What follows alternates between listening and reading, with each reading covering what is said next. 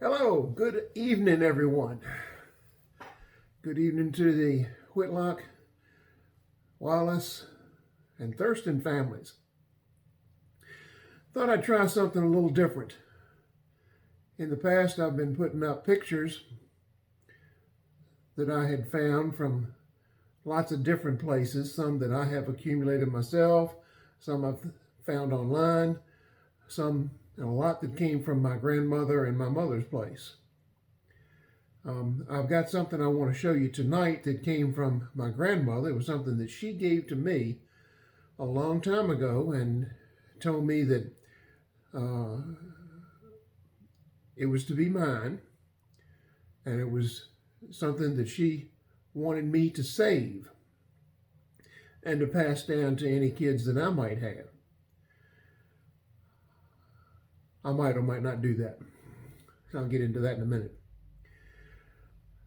But nevertheless, it is something that's pretty special, and I do want to share it with you. Before we get there, I want to tell you and ask you that if you've got any pictures of the family that you could share here on this page, on this group page, please do. If you're not sure of how to do that, let me know and I'll walk you through it. Maybe in a future video, I'll try to go through and talk you through posting one. It's a lot of fun to do that, and it's a lot of fun to share. And I have enjoyed your comments on the posts that I put out here. And I hope that you will continue to enjoy them too. And please post some pictures. Everybody would love to see pictures of the family I know. Now, to the reason for my post tonight. Doing something a little different, thought I'd do a little video. We'll give it a try and see if it works. I'm not real comfortable. I'm not a professional by any means. So we'll give it a try and see how this works. You'll just have to put up with my Richmond accent. The thing that I wanted to share with you has to do with our Eugene Armstead Thurston. You may remember who that is. A little glare on it. There we are. That's Papa. He carved innumerable canes, and if you see the pipe he's got in his mouth, he carved that pipe. I don't know where that pipe is now. I wish that I did. Of course, I'd like to have it too, but I wish that I did know where it was. But that's Papa, and that's who I wanted to talk about tonight. I have something, as I told you, that my grandmother gave to me, very special. Papa was a very prolific writer. He wrote numerous things. He would scribble down thoughts on note pages, and I've got a few of those, and I'm sure some of y'all may have some of them as well.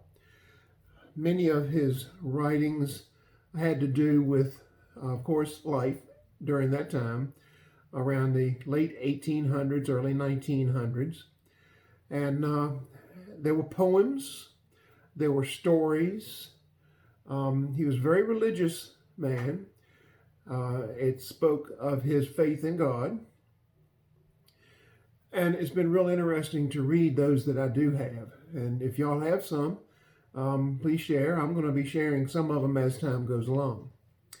What I'd like to share with you tonight is something that he did, and it's something that many of us may have said in our past times that we would do, but for whatever reason, maybe we never did continue it. I know that I've started at least a couple of these, and I never did. I'd pay attention to them for several weeks, then I'd miss a night and miss a week and then miss a month, and then it stopped.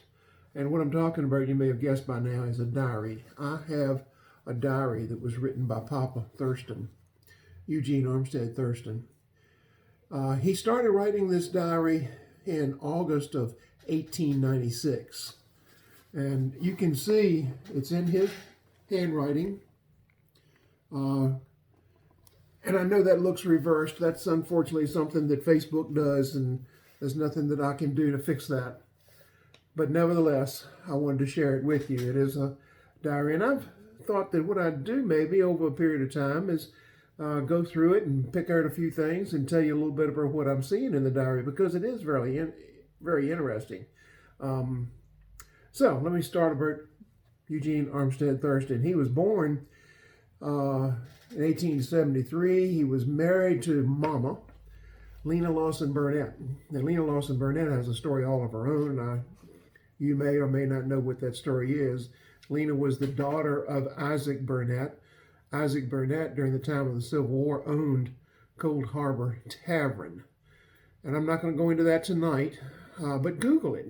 Cold Harbor Tavern, Hanover County, Virginia. It's a story all in itself.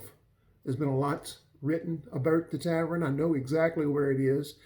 Been to it a number of times. In fact, my first home was very near where the Cold Harbor Tavern was. But I wanted to talk about the entries into Papa's diary, and that's where I'm going to go with this. Papa and Mama were married in May of 1896. This diary began on August the 19th of 1896. So not very long after he was married did he start this diary. But even more purposeful than that, he started it shortly after the birth of his first child, a son, William Preston Thurston. Now, if you just caught the innuendo there, the diary was started in 1896 in August. They were married in May of 1896, and I spoke of the birth of his first child, the first son, William Preston Thurston. William Preston was born on August the 14th of 1896. Now, when I first saw that, I said, well, maybe that's not right. So I went back and started looking. I checked census, and I checked birth records, and I checked some marriage records from Virginia during that time, and the dates are accurate as far as I can tell. So from May of 1896 till August of 1896, when William Preston, or as the brothers and sisters called him, Willie, and as the next generation after called him Uncle Bill. Uncle Bill worked for the railroad, retired from the railroad, lived in the West End of Richmond. In his later years, lived in Ohio for a good while in his working years. But the first entry was in August of 1896, and it spoke a lot of looking for work, walking and looking for work. Most every entry talked about that. Most every entry talked about the weather. The weather was raining, it was thunderstorms, it was cold, it was snowing. The entries were very short, generally not much more than a line. So you can go through and see what the weather was. Evidently work was pretty hard to come by. He traveled a bit looking for work. He traveled by boat to Baltimore in 1896, spent 4 or 5 days up there looking around for work, traveled by boat back to Richmond. Didn't find work, didn't mention work, I should say. On Christmas Day in 1896, the weather was clear and cold. And New Year's Eve of 1896, he talked about doing some work, and then coming back home, and he painted, and he finished a book rack. Wonder where that book rack is now, if it still even exists. That would be interesting to see. By the way, their second child was Hazel, and she was born in 1898. Haven't gotten to that point in the diary yet, so I'm looking forward to see if he mentions Hazel. The mention of William P. was no more than one line with 2 words that said, baby sick. And it was before the entry was on January the 17th of 1897. Hazel was born in 1898, so it had to be referencing Uncle Bill. He mentioned for about 4 days that baby's sick, and that was the only entry on those lines. So Uncle Bill may have been pretty sick, and he may have been pretty worried and just didn't have the time, didn't take the time, didn't feel like writing. Who knows? On the 21st of January, 1897, he did enter baby better. So it was just interesting to be able to read that. On February the 10th, he entered that he repaired a roof at 1905 East Main Street in Richmond that included gutters, putting on chimney caps, and then he made an entry where he made a foot bath for the baby. I don't know what that is. There were entries where he made buckets, did tin work, gutter work, and so forth. In March of 1897, he went back to Baltimore looking for work. He traveled around to Philadelphia looking for work, went over to Wilmington, Delaware, looking for work, and all of these entries are in the diary. Went over to Baltimore again, and then over to Washington, D.C. Took a train to Fredericksburg. Evidently, he was headed home then. And then back to Richmond, all the while looking for work and walking around, again, looking for work. That seems how he spent a lot of his time, at least by the diary. That's how he spent a lot of his time. In April of 1897, April Fool's Day, he went fishing on Mayo Island after he had repaired some roofs and putting up some fence and built some closets. And while he was out on the 14th of April, 1897, he bought some shoes, and he paid $2.25 for those shoes. And on the way, he also got a haircut. He paid 15 cents for that haircut. These are in the diary. That speaks of the life then. On April the 21st, he talks about, and quote unquote, go on the road at night, went up 2 yards, could not catch train, 3 drinks taken. Now, I'd like to understand better what 3 drinks were, but 3 drinks taken. He gave several accounts of walking around, taking drinks, and he gave the number of drinks, up to 6 drinks taken. Mostly it was 1, 2, 3. And in May, he traveled again looking for work. He went to Kentucky and North Carolina and Birmingham, Alabama, and Mississippi. He walked 18 miles from wherever and ended up in Huntsville, Alabama.